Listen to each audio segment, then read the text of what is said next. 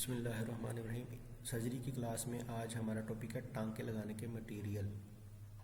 उनकी इकसाम है, उनकी तकसीम आप कर सकते हैं दो हिस्सों में, क्योंकि हम जब सर्जरी करते हैं तो जिस्म को सीने के लिए टांके लगाते हैं तो उनकी इकसाम है। कुछ हम अंदरूनी तौर पर टांके लगाते हैं, वो जज़ब होंगे तो हमें फ़ायदेमंद, नहीं तो हम निकाल तो सकते नहीं है। तो इसका मतलब वो काबिल जज़ब जो सुचर होते हैं वो हम अंदरूनी तौर पर इस्तेमाल करते हैं। इसी तरह कुछ जो बाहर की जिल्द होती है उसको लगाने के लिए इस्तेमाल करते हैं, वो काबिल जज़ब नहीं होते, वो नॉन ऑब्जॉर्वेबल सुचर होते हैं। ठीक है, अब आज हमारा मेन टॉपिक है काबिल जज़ब सुचर और उनकी आगे मज़ीद तरतीब कितने किस्म के होते हैं। तो सबसे मशहूर ज़माना कौन सा है? कैट गट। कैट गट। अब गट क्या होता है कि मतलब इंटेस्टाइन को हम कह सकते हैं। तो ये जनाब काबिल जज़ब जो सुचर हैं ये मुख्तलिफ वक्फों से जिस्म में जज़ब हो सकते हैं। कैसे होते हैं? इनके ऊपर फिगोसाइटोसिस या एंजाइमेटिक एक्शन होता है। एंजाइम्स जिस्म के अंदर मौजूद होते हैं, फिगोसाइटोसिस का अमल करते हैं, तो इस तरह ये जज़ब हो जाते हैं मुख्तलिफ वक्फे से, कुछ दिनों के वक्फे से, कुछ महीनों के, इस तरह मामला है। अब इसकी इकसाम सबसे पहले मैंने बताई कैटगट, तस्वीर में भी आप देख सकते हैं। ये सबसे ज़्यादा इस्तेमाल होता है। ठीक हो गया, सबसे ज़्यादा अगर कोई इस्तेमाल होता है वो ये है। ये कहाँ से हासिल होता है? कैट गट। गट किस चीज़ की गट? कैट की नहीं, बिल्ली की नहीं, शीप की इंटेस्टाइन, शीप की गट से। तो इलास्टिक सब मेकोजा होता है शीप की इंटेस्टाइन से, ये हासिल किया जाता है, उससे बनता है। और ये जिस्म में इसका मतलब जज़ब भी हो सकता है, कुदरती बनाया। अगर इसे क्रोमिक एसिड लगा दिया जाए, क्रोमिक एसिड जनाब इसको इसके अंदर बलून में डाल दीजिए। अक्सर आप अगर किसी ने देखेंगे तो ये हम खोलते हैं तो इसके अंदर कोई एसिड सा डालना होता है, पानी सा डालना होता है, वो क्रोमिक एसिड है। वो क्या करता है? वो फिर ये जल्दी जज़ब नहीं होता, मतलब जल्दी जज़ब नहीं होने देता, क्योंकि हमें कुछ टाइम चाहिए, ऐसा इसलिए उन्होंने बनाया होता है। तो इसकी बुनियादी तौर पर दो इकसाम, एक सादा जो जिसके अंदर क्रोमिक एसिड नहीं डालना होगा उसको सादा कैटगट कहेंगे, क्रोमिटाइज कैटगट जिसके अंदर ये जो एसिड डाला हुआ है। तो क्रोमिटाइज सादा की निस्बत कम चुभती है, इरिटेट कम करती है और जल्दी जज़ब नहीं होती। ये इसकी जो एसिड डालने की वजह फ़ायदा ये हो सकता है। ठीक हो गया, चुभेगी भी नहीं तो रिएक्शन बाज का सोजिश कर देता है। ओके हो गया। अब क्रोमिक एसिड की मकदार के मुताबिक, जो क्रोमिक एसिड डालेंगे उसकी मकदार के मुताबिक इसकी इकसाम है कैटगट के, दो के दर्ज झैल है। अगर हम अभी बात की सादा, उसके अंदर नहीं डाला, ये टाइप ए है, ये 10 दिन के अंदर जज़ब हो जाएगा। अब थोड़ा सा माइल्ड हल्का सा डाल दिया क्रोमिक एसिड तो ये 10 से 15 दिन तक चला जाएगा। ठीक हो गया, 15 दिन के बाद जज़ब होगा, ये टाइप बी है। अब मज़ीद औसत दरमियाना तौर पर डाल दिया है तो टाइप सी कहलाएगा और 20 दिन लगेंगे इसको जज़ब होने में। और आखिरी कि सबसे ज़्यादा अपने क्रोमिक एसिड में इसको मेलून में डाला है, टाइप डी कहलाएगा और ये जज़ब होते होते 40 दिन इस सुचर को लग जाएंगे।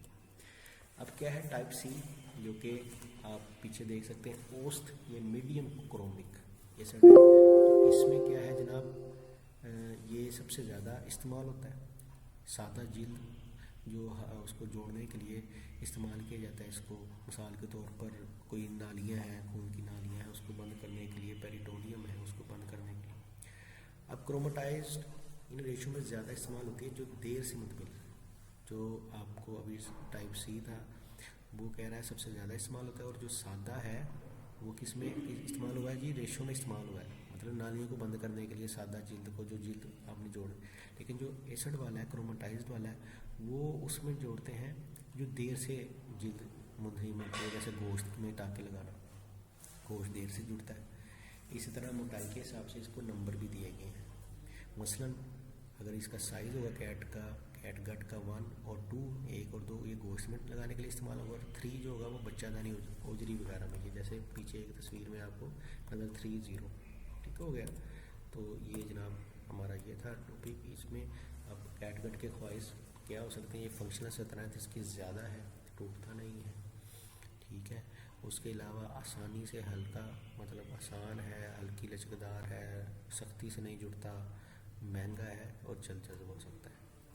इसके अलावा कौन से हैं जज़ब होने वाले सुचर? वो है कैंगरू टेंडन। कैंगरू की दुम से हासिल किया जाता है जनाब, कैंगरू की दुम से हासिल किया जाता है। कैसे? तो टेंडन से तैयार किया जाता है। ठीक हो गया। अब ये बहुत कम इस्तेमाल होता है, मेन जो इस्तेमाल होता है तो वो कैट करता है। अब कम इस्तेमाल क्यों क्यों होता है? क्योंकि ये सिर्फ जॉइंट कैप्सूल और हर्निया समझते हैं, कोई अज़ा जिस्म से, पेट से, गोश्त से बाहर आ जाए, पट्टों से बाहर आ जाए तो वो हर्निया कहलाता है। तो ये वहाँ पे उसको बंद करने के लिए इस्तेमाल होता है कैंगरी टेंडन। फिशिया लाटा क्या है? ये भी बहुत कम इस्तेमाल होता है, ठीक हो गया। ये बवाइन जो भैंसें होती है उसकी फिशिया, जो फिशिया लेयर होती है गोश्त के नीचे, फिशिया लाटा से तैयार किया जाता है। अगला है जनाब कारगिल मेम्ब्रेन।